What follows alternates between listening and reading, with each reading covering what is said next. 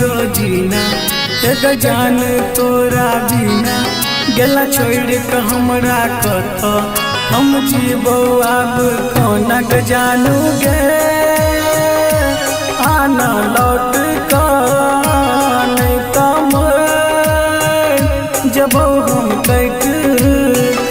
के जानू गे आना लौट कर नहीं तम जब हम कैट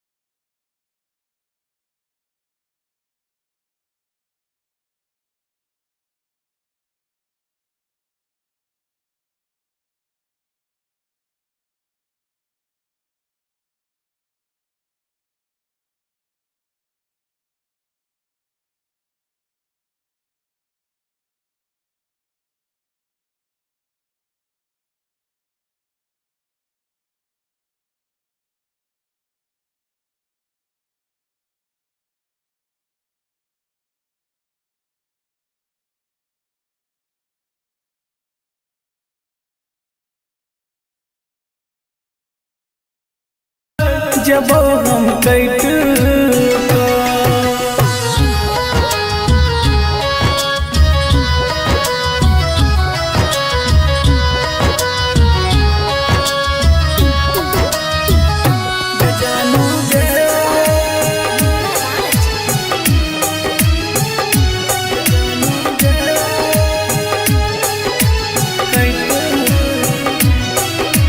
सच्चा प्यार कल को तोरा सा राइटर राजू राजा गे हाँ सच्चा प्यार कल को तोरा सा राइटर राजू राजा गे यही खातिर जान दिलही सुभाष के तू साजा गे हो है चुमके से दीवाना श्याम सह तो नहीं गई ताना खुश रही हो राहुल जोरे एक बेर मुँह देखा लग जानू गे आना लौट कर नहीं तम जब हम कैट गे सोना गे